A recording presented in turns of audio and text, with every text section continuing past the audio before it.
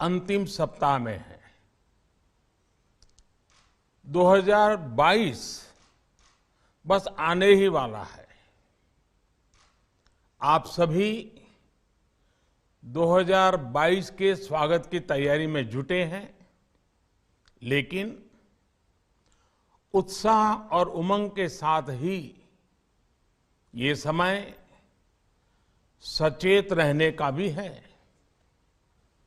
आज दुनिया के कई देशों में कोरोना के नए वेरिएंट ओमिक्रॉन की वजह से संक्रमण बढ़ रहा है।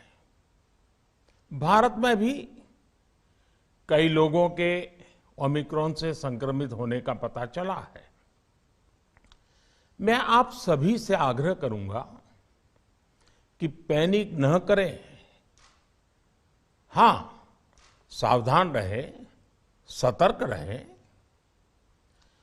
मास्क उसका भरपूर उपयोग करें और हाथों को थोड़ी थोड़ी देर पर धुलना, इन बातों को हमें भूलना नहीं है। आज जब वायरस म्यूटेट हो रहा है तो हमारी चुनौतियों का सामना करने की ताकत और आत्मविश्वास भी मल्टीप्लाई हो रहा है। हमारी इनोवेटिव स्पिरिट भी बढ़ रही है। आज देश के पास 18 लाख आइसोलेशन बेड्स हैं,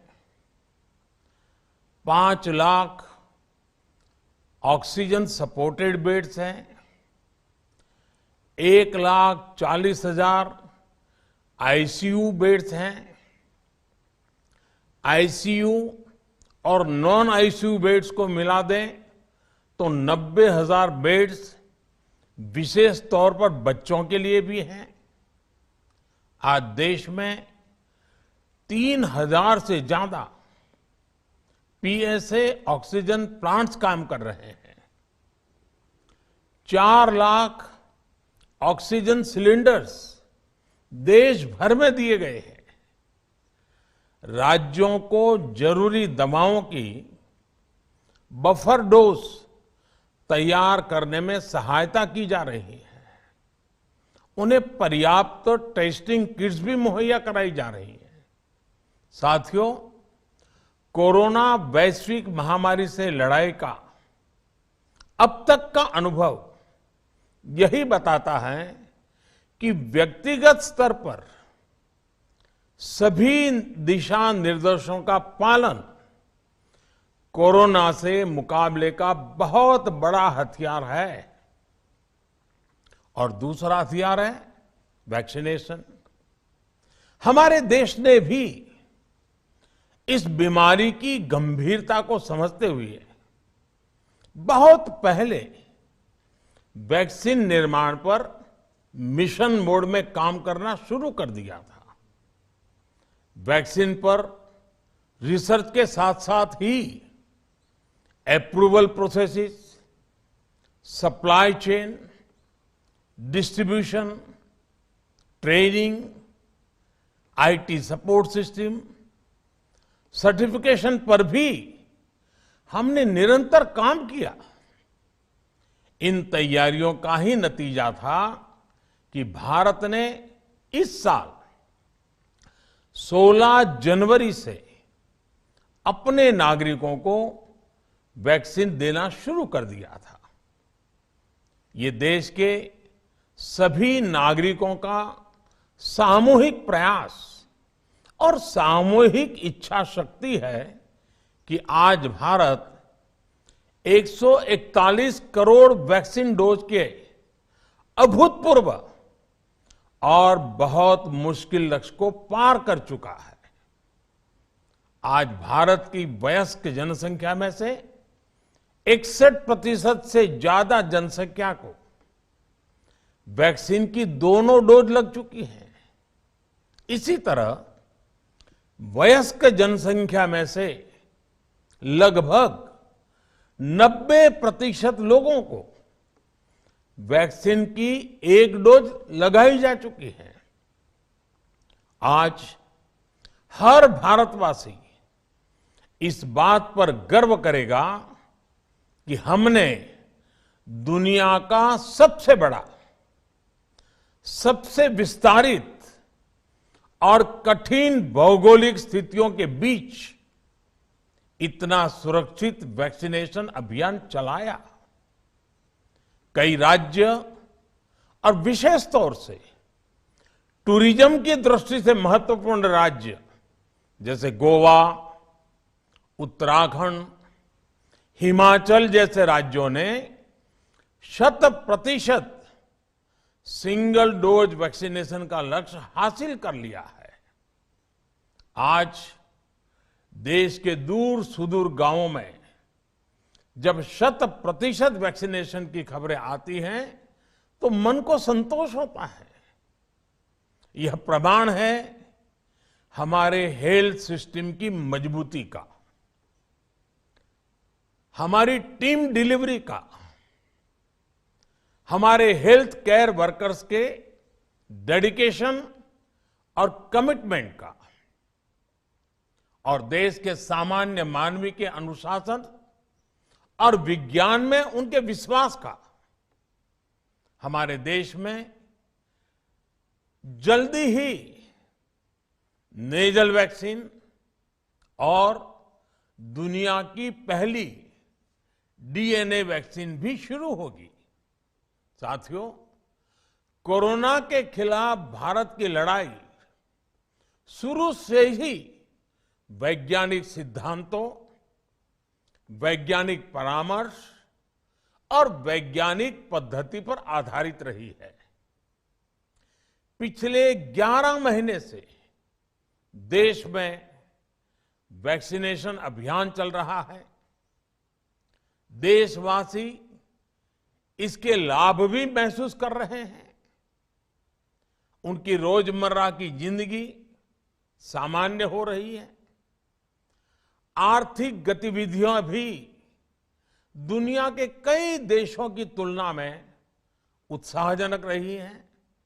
लेकिन साथियों, हम सभी जानते हैं कि कोरोना अभी गया नहीं है। ऐसे में सतर्कता बहुत जरूरी है। देश को सुरक्षित रखने के लिए, देशवासियों को सुरक्षित रखने के लिए हमने निरंतर काम किया है।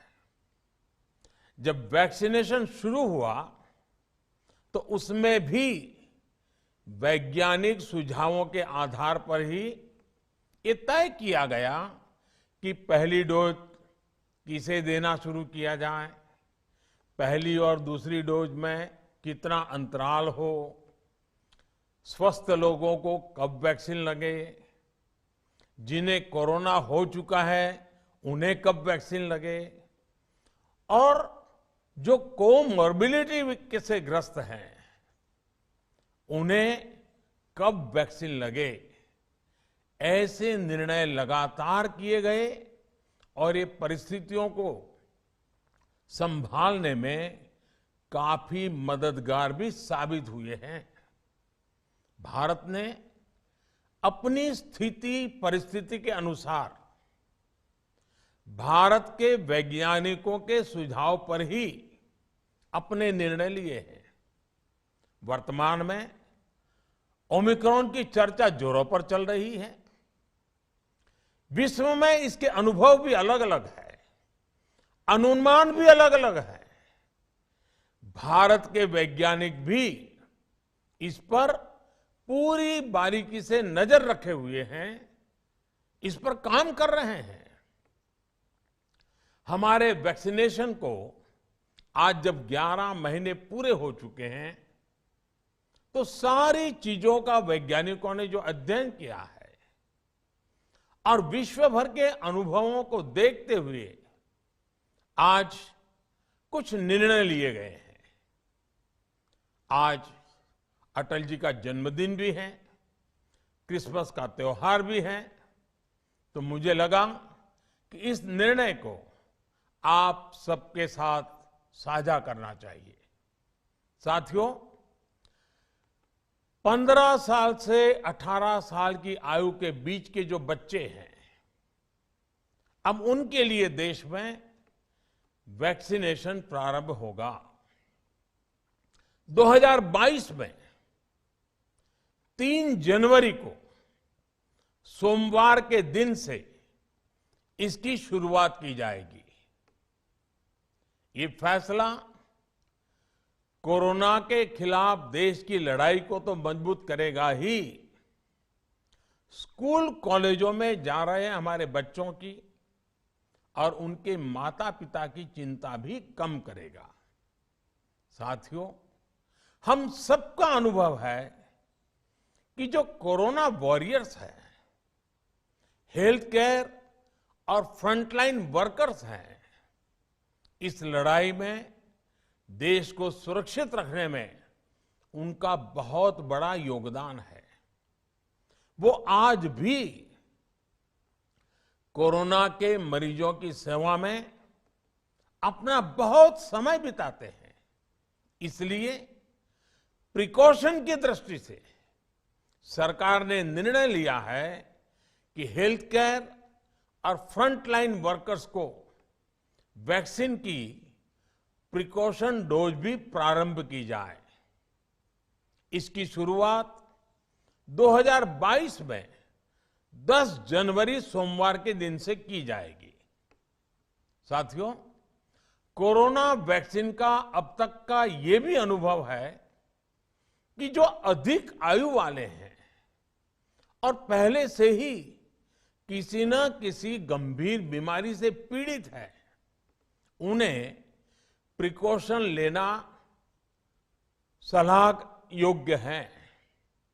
इसको ध्यान में रखते हुए 60 वर्ष से ऊपर की आयु के कोमॉर्बिडिटी वाले नागरिकों को उनके डॉक्टर की सलाह पर वैक्सीन की प्रिकॉशन डोज का विकल्प उनके लिए उपलब्ध होगा।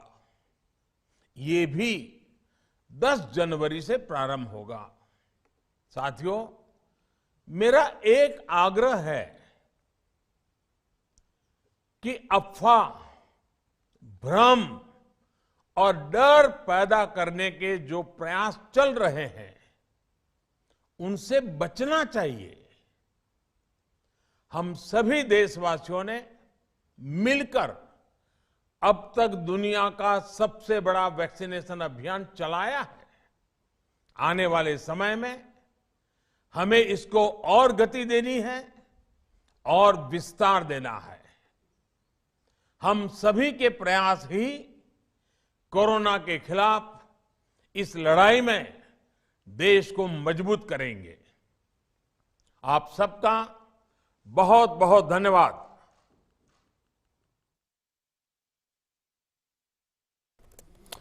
तो इस वक्त की बड़ी खबर, प्रधानमंत्री नरेंद्र मोदी ने राष्ट्र को संबोधित करते हुए बताया कि 15 से 18